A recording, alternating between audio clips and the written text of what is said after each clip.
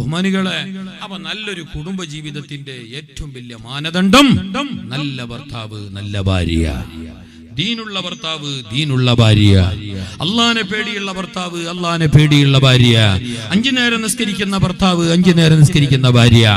അങ്ങനെയുള്ളവരാണ് കുടുംബ ജീവിതത്തിലേക്ക് കടന്നു വരുന്നതെങ്കിൽ അവിടെ പിന്നെ അപസ്വരങ്ങളില്ല, അവിടെ പിന്നെ അനാശാസ്യങ്ങളില്ല, അവിടെ പിന്നെ അശാന്തിയില്ല, അവിടെ പിന്നെ പിണക്കങ്ങളില്ല, അവിടെ പിന്നെ റാഹത്താണ്.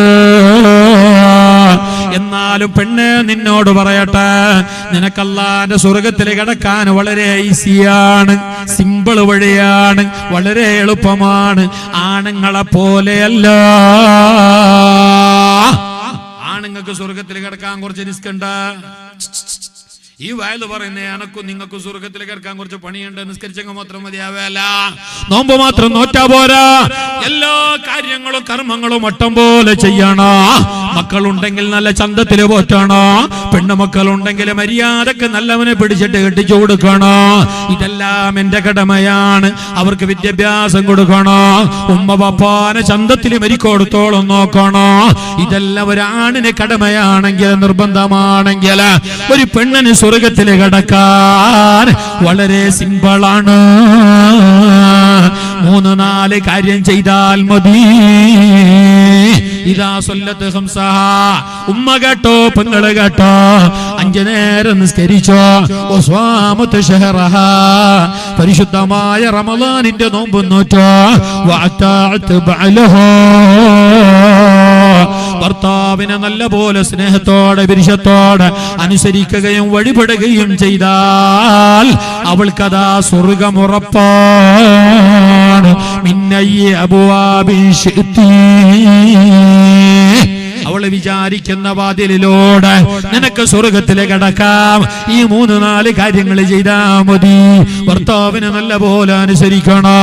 ഒരു വേള നീ നിസ്കരിച്ചോ, നോമ്പ് നോറ്റോ, സ്വതക്ക കൊടുത്തോ, വഅദ് കേട്ടോ, എല്ലാം ചെയ്തിട്ടും നീ നിന്റെ ഭർത്താവിനെ വേദനിപ്പിക്കുന്നവളാണെങ്കിൽ, നൊമ്പരപ്പെടുത്തിയവളാണെങ്കിൽ, ഭർത്താവിനെ നീ വിഷമിപ്പിക്കുന്നവളാണെങ്കിൽ, പൊന്നുമോള്, പൊന്നുമ്മ, നിങ്ങൾ ഹജ്ജ് ചെയ്ത ഹജ്ജുമ്മയായിട്ട് കാര്യമില്ല, നിസ്കരിച്ചിട്ട് കാര്യമില്ല, മാലമോല് തോതിയിട്ട് കാര്യമില്ല, ഓൺലൈനിൽ ഇത് പിന്നെ മജ്ലിസിന്റെ ഇതിലിരുന്നിട്ട് ദിക്ർ ചൊല്ലിയിട്ട് പാടിയിട്ട് കാര്യമില്ല. ഭർത്താവിന്റെ പൊരുത്തം, അവന്റെ തൃപ്തി ഇമ്പോർട്ടന്റ് ആണ്. ഹബീബായ റസൂലുള്ളാഹി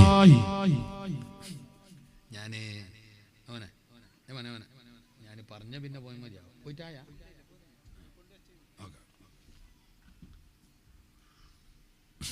മുസ്തഫായ റസൂലുള്ളാഹി സല്ലല്ലാഹു അലൈഹി വസല്ലം തങ്ങളെ മിഅ്റാജിന്റെ രാത്രി അങ്ങതാ അല്ലാഹനെ കണ്ടോ, സ്വർഗ്ഗം കണ്ടോ, നരകം കണ്ടോ. അല്ലേ റജബ് മാസമാണ്, മിഅ്റാജിന്റെ മാസമാണ്. സറൈത മിൻ ഹറമിൻ ലൈലൻ നീല ഹറമി കമാ സറൽ ബദ്റു ഫീ തജ്മീനൽ ഉലമി. ജല്ല മൗലായ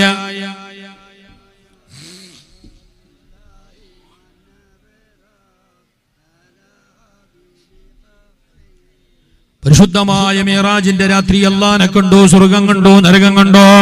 ഹബീബായ റസൂലുള്ളാഹി പറയുകയാണ്, ഞാൻ അങ്ങ് നരകം കണ്ട നേരത്ത് സുബ്ഹാനല്ലാഹ്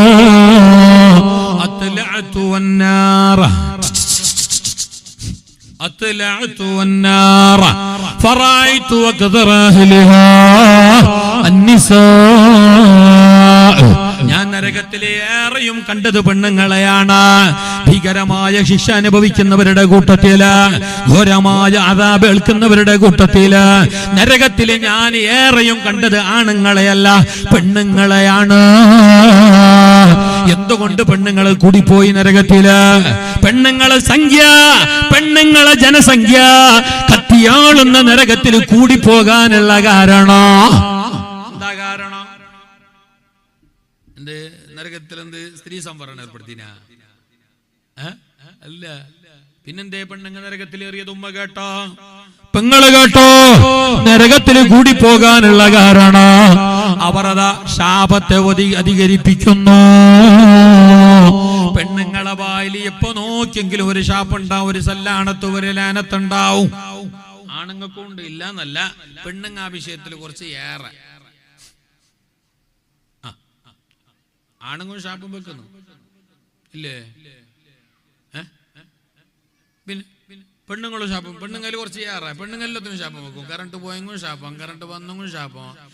അമ്മിക്കല്ലിലിട്ടിട്ട് മുളവ് അത് അരിഞ്ഞെങ്കിലും ഷാപ്പം, അരിഞ്ഞില്ലെങ്കിലും ഷാപ്പം.